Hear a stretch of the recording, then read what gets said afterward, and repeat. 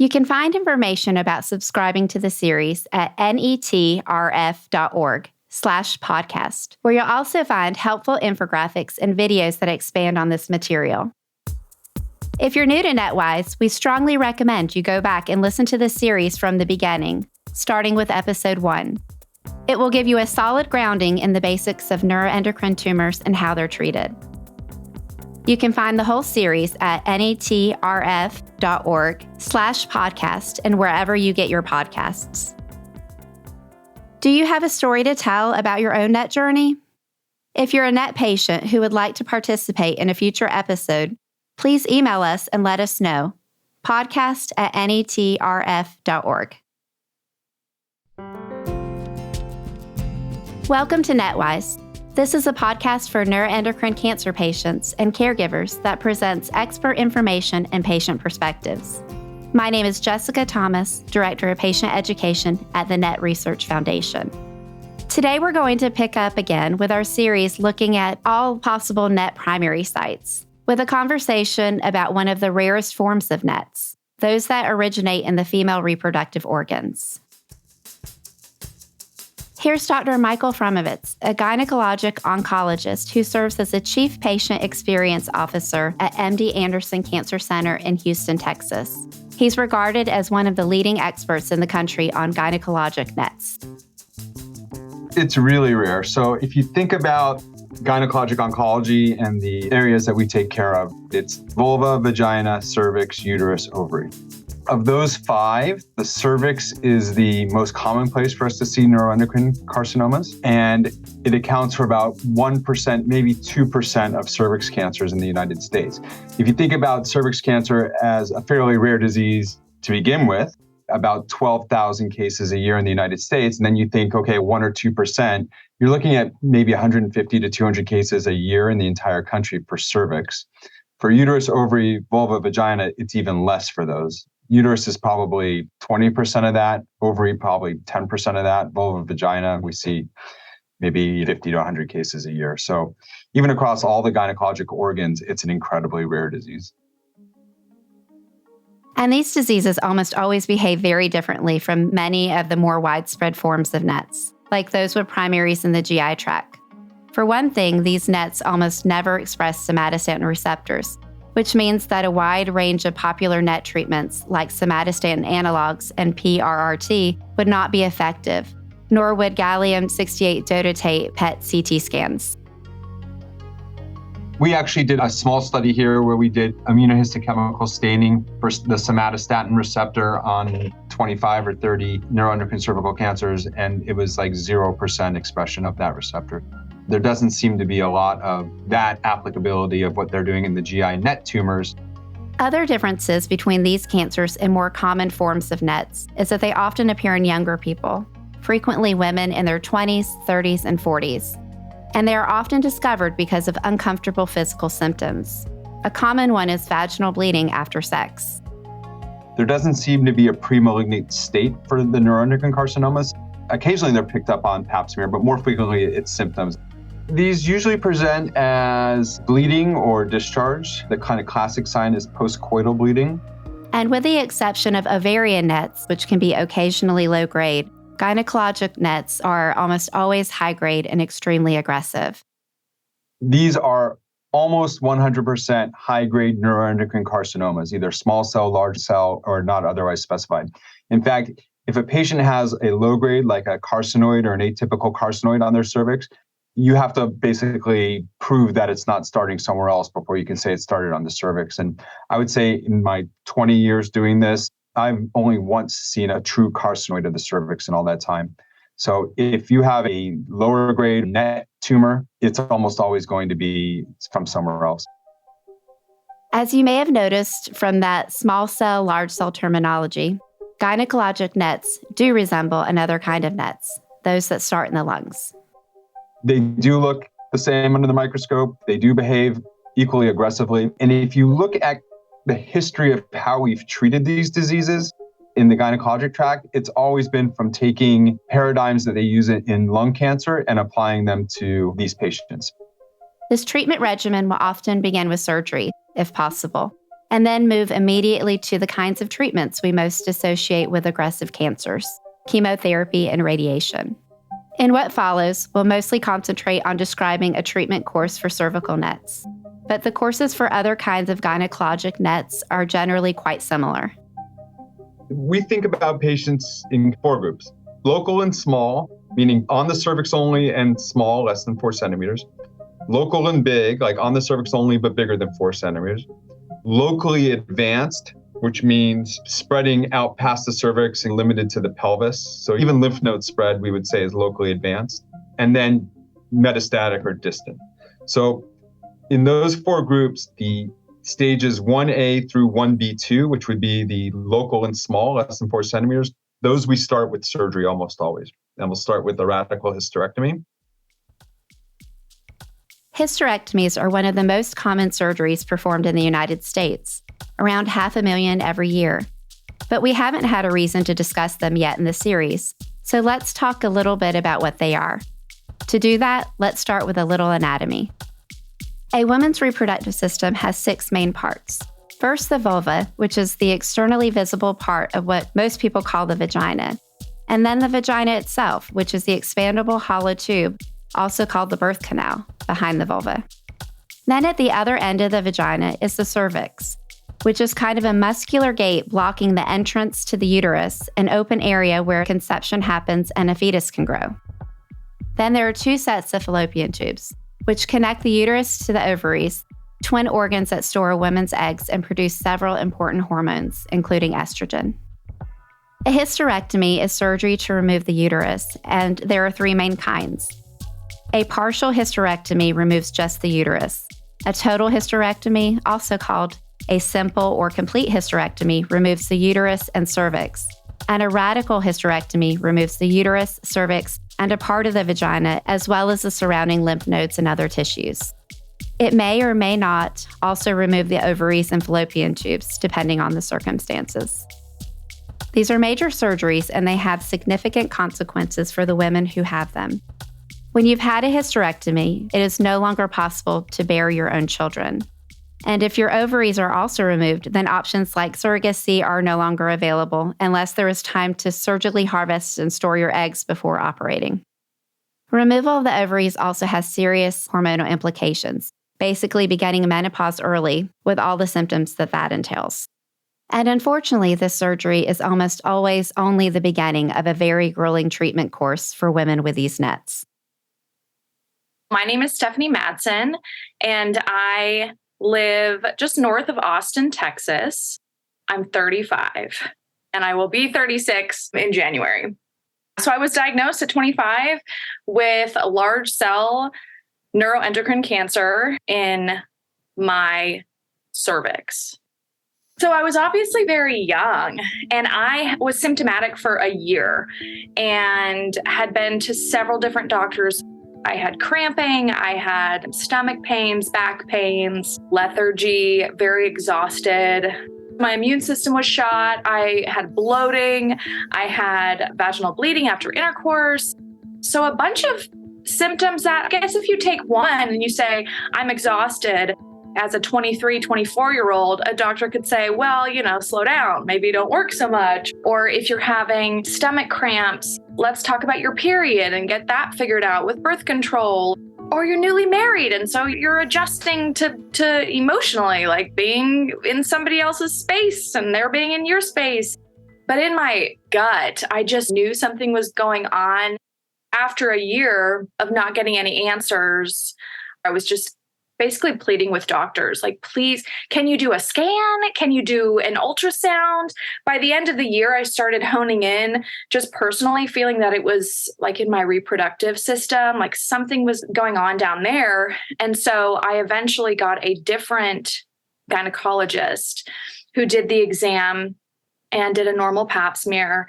And she found what she initially thought was a fibroid. And it was essentially coming through my cervix. So my cervix was a little dilated with what turned out to be the tumor. Her initial diagnosis was stage 2B cervical cancer. 2 weeks later, I had a radical hysterectomy. And so when they did that, she tested off all the tissues and stuff and found that it had spread to one lymph node, I believe, one or two. And then obviously I was diagnosed with high grade stage 3 large cell neuroendocrine carcinoma of the cervix. Radical hysterectomy, immediate chemo, as well as external radiation. And then I had a clear PET scan. And then within 3 months, I felt another mass in my stomach. And at my next scan, I had a softball-sized tumor on one of my ovaries. Biopsy came back, same high-grade neuroendocrine. So my first recurrence was the softball size on my left ovary. The second recurrence was, I believe, a pea size on my right ovary. Third was the left adrenal gland. So they ended up taking my left adrenal gland. And with each recurrence, I would have intensive surgery, usually like a week stay in the hospital, and then would recover for about 2 weeks and then go straight to chemo again.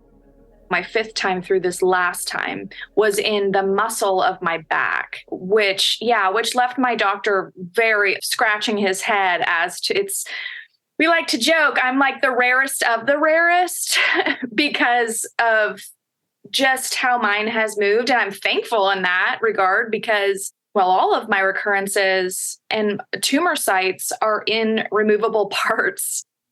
So the quickest way to say this is I have been fighting on and off for the last 10 years. I have had 83 chemotherapy treatments. I've had 28 external radiation treatments and 5 major surgeries. I'm currently almost the longest I've been cancer-free, which I call it my PR with my oncologist. I'm about to hit my PR. Is 3.5 years. And so my 3.5 year mark will be in April sometime. After surgery, or if surgery is not possible, the next steps are almost always chemotherapy and radiation therapy. Let's talk about each in turn. Chemotherapy drugs are basically controlled poisons that kill cancer cells by damaging their DNA. The ones most commonly prescribed for gynecologic NETs are the medicines we've heard about in previous episodes as treatment options for the other kinds of high-grade NETs. So we use for almost all of our, regardless of the gynecologic site, we usually use cisplatin and etoposide. That was stolen from the lung literature, but it seems to work. Cisplatin as a drug is very emetogenic, so it can cause a lot of nausea. What I tell patients is, if we don't do anything, you're going to have a lot of nausea. So we're going to do a lot to prevent it. So it's not that if you get nauseous, take these medicines. We tell patients, take these medicines so that you don't get nauseous. Unfortunately, hair loss is another side effect that we see. And then the other main one for the combination, at least, is its toxicity on the bone marrow. So low white counts, which can make patients susceptible to infection, low red counts, which is anemia, which can make patients fatigued or tired. And then low platelet counts that can make patients susceptible to bleeding if the counts go really low. Chemo hit me hard. It hit me hard. Initially, when I was diagnosed and going through chemo, I had no clue what to expect. My naivete, I thought, okay, I'll get chemo, I'll get surgery, I'll be done, and we'll just go forward with life, and it'll be great. And that's what it would be. So I'm thankful I didn't know that that's not at all what it would be like. My life kind of stopped in that regard. I stopped working. I just really was full-time focusing on healing my body and being in chemo and doing what it took to get better and to be cancer-free. So I would go from chemotherapy in the morning for 4 hours. And right afterwards, I would go up to the second floor of the hospital and then go straight into radiation. And I did that for 28 consecutive days. And so I was already tired and exhausted from chemo and just bloated and yucky. When people who have never had cancer want to know what chemo feels like, I say it's like the worst hangover of your life.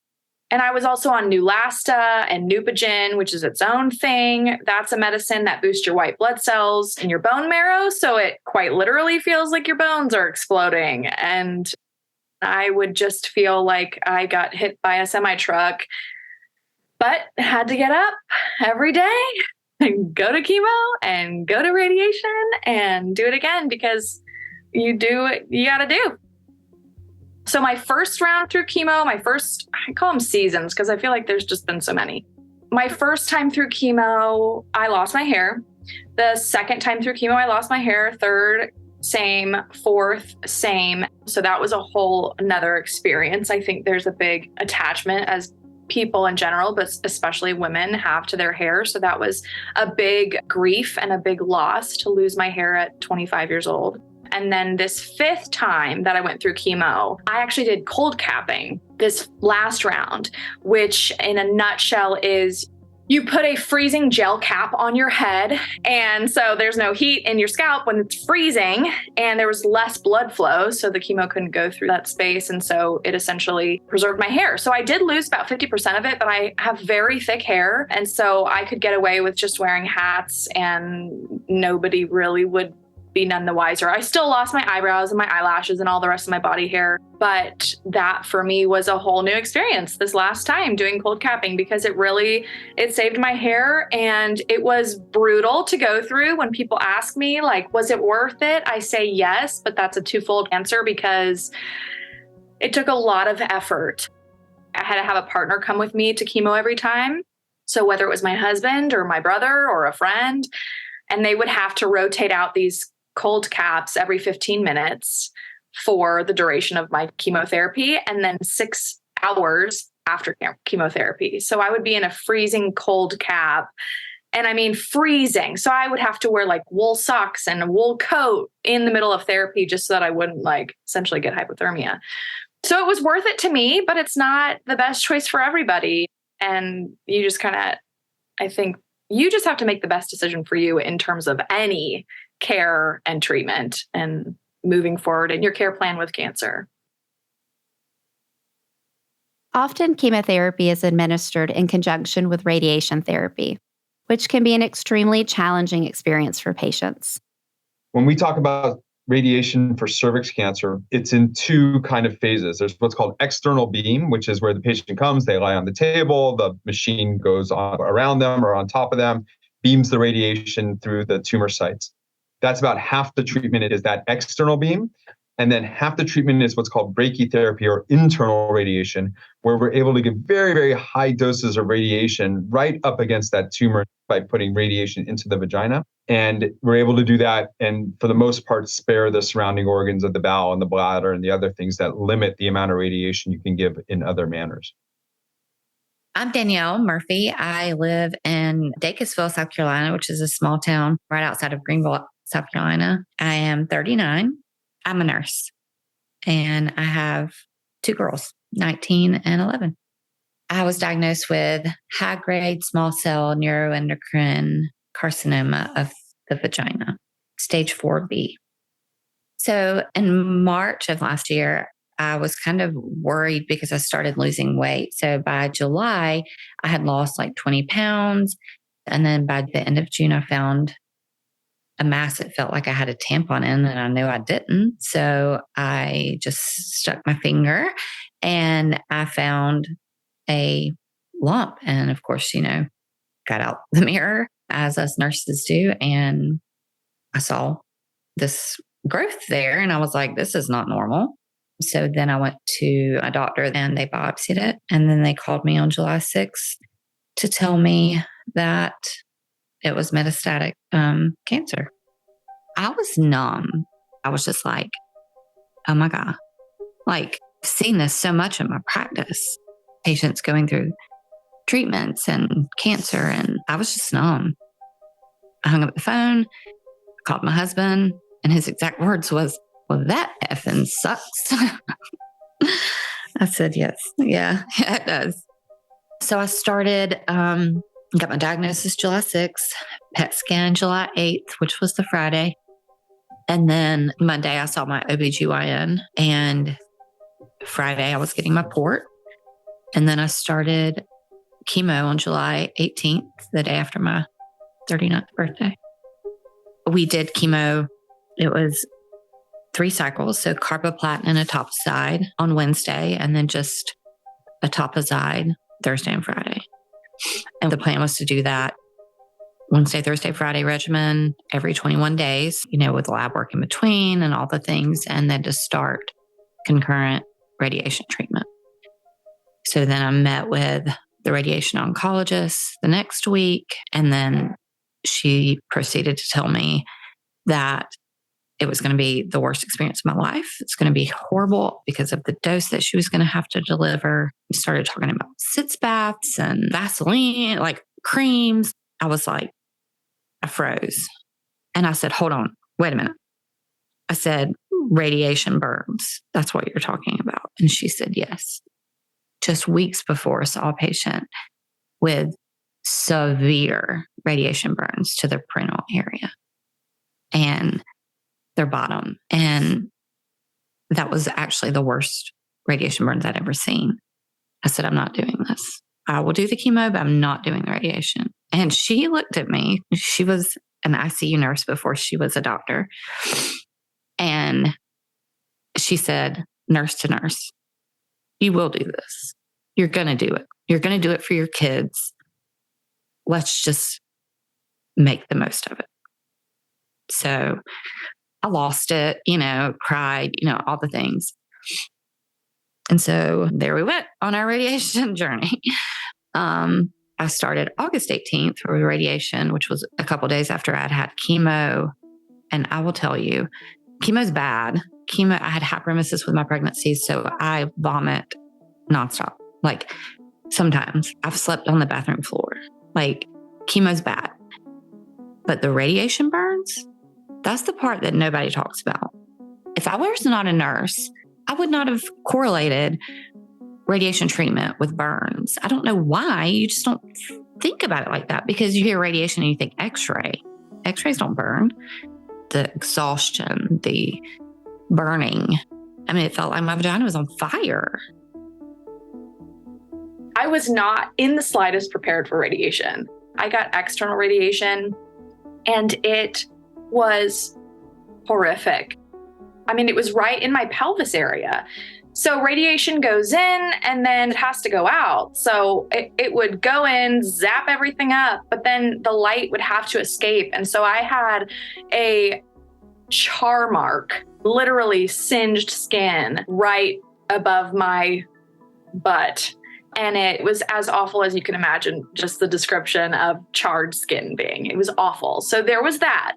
Because it was also radiation in my pelvic area, it stripped all of the tissues down there. So when I would pee, I would be screaming in agony because, again, you don't know until you know. And I didn't know that our urine is highly acidic.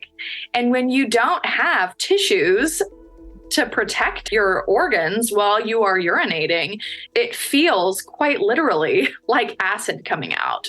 That was probably my most brutal experience, was just the feeling of urinating acid.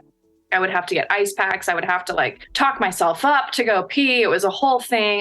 And that's just a daily task that you take for granted. I mean, you have to go pee. But when I was in radiation, it was definitely quite the feat to do. So me and my peri bottle got very close. I did Epsom salt baths with green tea bags. It was a recommendation. It helped. It definitely helped soothe. I made green tea and put it in my peri bottle. And they have spray Aquaphor now. So I used that. Dermaplast, the spray that a lot of moms know because they've had vaginal deliveries, but I had C-section. So I didn't know. I never went through anything like this in that area. My daughter, who was 19, was pregnant. So she was on pregnancy TikTok and she's like, oh, Mom, they have this stuff. Like after I deliver, if I tear, then use this stuff. And so we went on a search for Dermaplast. And sure enough, there's 17 different kinds. But that really helped. Completed radiation October the 25th. And in a 2-week period after the ulcer started healing up and the sores were gone, I do still have the tanning, which they said may or may not lighten. The fatigue is getting better slowly, but of course I'm still doing chemo. So there's those But the good thing about that is it's every 21 days. So I do have some time in between now that I'm just doing the chemo to recover more. So that's nice. The main tumor in my vagina had resolved. And then the lymph nodes from my groin, my abdomen, my chest, my hilar lymph nodes, all those were clear on the CT scan. So that was great. The the one nodule that was on my lung has gotten smaller. We did instantly find more scattered micronodules, they called them. We decided that we're going to continue with the chemo and do 3 more rounds of chemo and then do another scan and see what happens. For a long time, those really have been the only 3 treatment options for these cancers: surgery, chemotherapy, and radiation. But now there is some promising clinical research being done into the effects of immunotherapy. My name is Courtney Wilkinson. I am located in Dallas, Texas. I am 32 years old. I was diagnosed when I was 28. So July 2017 with small cell neuroendocrine carcinoma of the cervix. I actually was misdiagnosed. Originally, I was diagnosed with uterine cancer. I went to a second opinion at MD Anderson. They discovered that it was cervical and small cell. And things moved really quickly after that. That was on a Thursday. The following week on Wednesday, I was having a radical hysterectomy. It was a lot to take in. I've always wanted children. And so that was a really, I didn't have time to freeze my eggs or do an egg transport. I think that's what they call it. So I didn't have any of those options. And things moved very quickly. It was really scary. A lot of praying happened, a lot of reaching out to my close friends. But yeah, it was quite terrifying. And I'm very much of a control person. And it was hard grasping that I'm not in control of this. After my first surgery, we were going to, with it being as rare and aggressive type of cancer as it is, throw the kitchen sink at it, so to say. And then this year, 2022, I started in March, I started on immunotherapy. As far as I'm aware, I'm one of the first people that have done the immunotherapy with my type of cancer, or at least with my doctor. And so we kind of both went in blind. Why I went to immunotherapy is that chemotherapy was starting to get really hard on me, and I was not really tolerating it very good. I was staying in bed a lot of the time. I was having a reaction where I had open wounds all over my body. I was having to get in and out of help out of bed. I was going into the hospital a lot, and they weren't able to figure it out. And so we were looking at a couple of different treatment options, and insurance only approved this one. I do an immunotherapy every 2 weeks currently, and there's a lot of side effects that come with it. From what I was told, there could be a reaction with your thyroid, inflammation all over your body, but especially your eyes, that could change your vision or blur your vision. The only side effect that I have really had since I've been doing it since March is fatigue. I spend my lunch breaks taking naps. I take naps on the weekends. That's been my big one. I am feeling a lot better now. And last week, I just had my first no evidence of disease anywhere scan. Yes, very happy news. And I'll stay on the treatment plan right now is to stay on this immunotherapy for 2 years. So I don't know long-term if I'll stay on it longer, but right now 2 years is kind of the point that they keep you on it and adjust if you're doing well. It's good that new therapies are being researched and developed, because unfortunately, the current long-term prognosis for women with gynecologic NETs is not what we would hope for. The cure rates they have a lot of room for improvement. So for those patients who have disease that's found early, so small tumors limited to the cervix, the cure rate is somewhere between 55 and 60%, somewhere in there. If you compare that to the more common squamous and adenocarcinomas of the cervix, the cure rate is probably closer to 95%. So it's better than 50%, but it's not nearly what it is for other types of cervix cancer. For those patients with the locally advanced disease, the patients who are going to get treated with radiation and chemotherapy and no surgery, it's probably in the 20 to 25% range. And those patients who have metastatic disease, it's less than 5%. New research is being done, though, and particularly in the last decade, progress has been made. So I would say that this tumor type 10 or 15 years ago was essentially completely, no one knew what to do with it. And when you showed up to your doctor, and I heard this from a lot of patients, they said, I would show up to my doctor and he'd say, or she would say, I've never seen this before. Let me call around and see what I might want to do, which is never reassuring for a patient when their physician says, I've never seen this before, I don't know what to do. I think in the last 10 or 15 years, there's been a lot of research on these tumors. There's been a lot of publicity about these tumors. I think it's pretty rare now for someone to show up to their physician and their physician to say, I've never seen this or never heard of this. And I think because we've been able to kind of put a little bit of a spotlight on the disease, we've been able to improve outcomes. I think patients are living longer now after diagnosis. It's being found earlier and therefore more treatable. And I think there's a lot of resources for patients now once they're diagnosed, and there's a lot of support out in the community for them. Being diagnosed today, your prognosis and your support are much better today than they were 10 years ago. One of the most promising breakthroughs on this disease is actually not in treatment, but in prevention. Perhaps uniquely for neuroendocrine tumors, there is a very strong evidence that these cancers can be prevented by taking an existing and widely available childhood vaccine. We think more and more now, even the neuroendocrine tumors of the cervix require an inciting event, and that inciting event is an HPV infection. Like squamous cell carcinomas or adenocarcinomas, we say HPV is necessary but insufficient, meaning all of those cancers will have had an HPV exposure, although not all people who get HPV will develop cancer. The HPV vaccine was originally developed and marketed as a cervix cancer vaccine, but we now know there are lots of other HPV-associated cancers, such as not just gynecologic cancers, vulvar and vaginal cancers. There's also penile cancer, head and neck cancers, HPV-associated head and neck cancers. And one of the big studies, their summary conclusion was HPV vaccine will prevent these neuroendocrine cancers, just like it prevents squamous carcinomas or adenocarcinomas. So there's lots and lots of reasons to get the HPV vaccine. There are a lot of vaccine skeptics out there in general. With all of the politicization of the COVID vaccine, there have been more vaccine skeptics, but the HPV vaccine should really be a no-brainer for anyone who has children between 12 and 26, basically, both boys and girls. If you're living with gynecologic NETS, please keep this progress in mind and remember that you're not alone. Treatment options will continue to improve, and even now, women are living longer and stronger with this disease than they ever had before.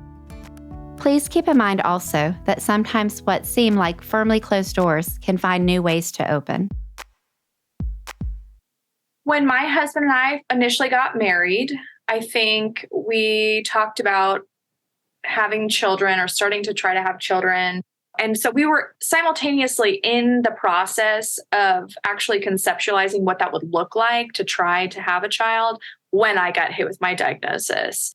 And because my initial diagnosis only led to a radical hysterectomy and they tried to preserve my ovaries, there was still hope that I would somehow be able to harvest eggs later and go through a surrogate or something like that. So I remember having my oncologist check my FSH levels and all of that right after my first season through chemo, and was still very hopeful and was like, it's not going to be the way we thought it would be, but there still might be a chance. And then when my levels came back and she said, even though we moved your ovaries, like all the treatment you've been under, it's not going to be really conducive to harvesting any viable eggs.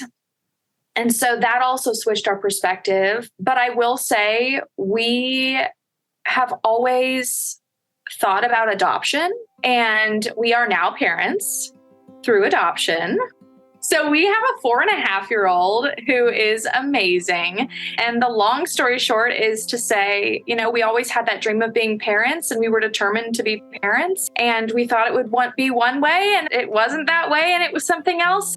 And that makes us sit very often. We will have a moment of reflection where we'll look at each other and say, can you believe we're here? My doctor gave me 9 months to live 10 years ago.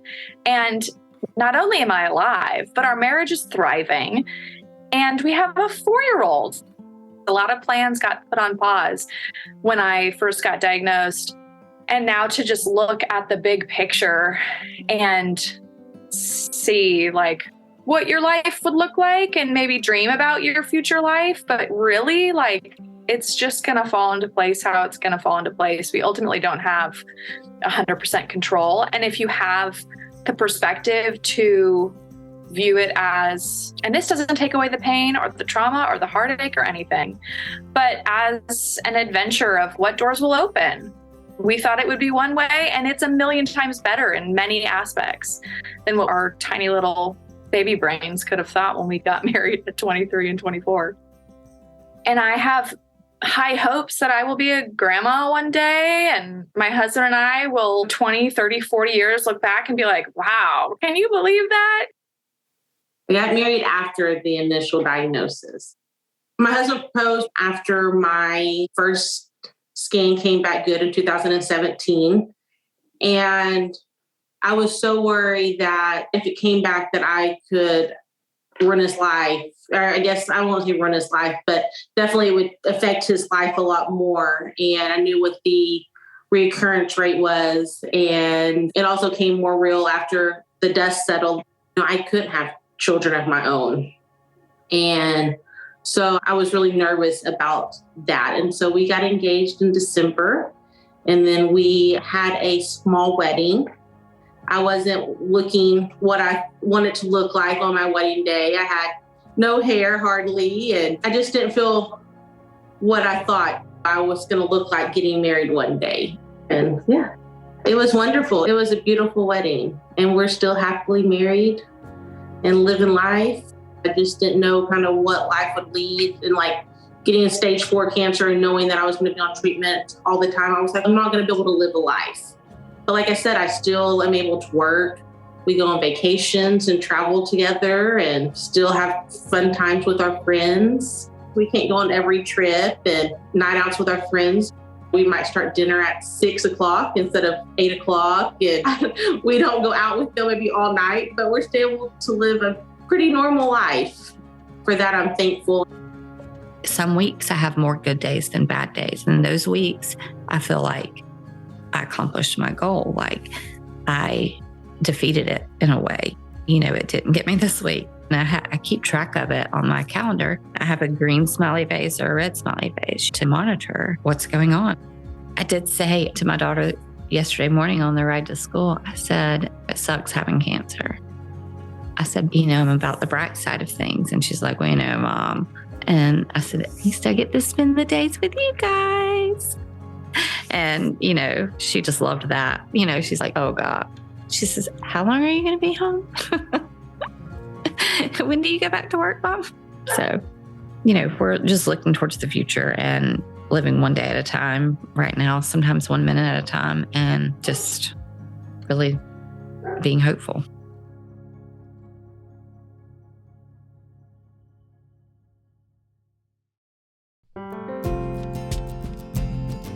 Thanks for listening to NETWise. I'm Jessica Thomas, Director of Patient Education for the NET Research Foundation. Our production partner for this series is Citizen Race Car. This episode was written and produced by David Hoffman, post-production by Jose Miguel Baez, production manager Gabriela Montequin. It was made possible by the generous support of Ipsen.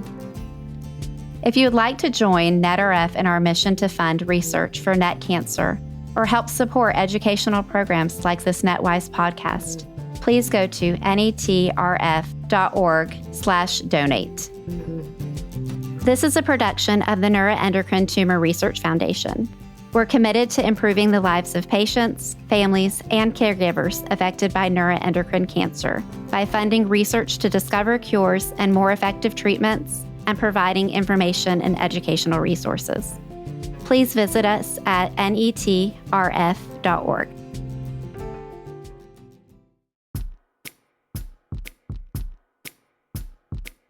This podcast is not intended as and shall not be relied upon as medical advice. The Neuroendocrine Tumor Research Foundation encourages all listeners to discuss any scientific information found here with their personal oncologist, physician, and/or appropriate qualified health professional. Listening to this podcast does not constitute a patient-physician relationship. The Neuroendocrine Tumor Research Foundation does not represent that any information provided here should supplant the reasoned, informed advice of a patient's personal oncologist, physician, or appropriate qualified health professional.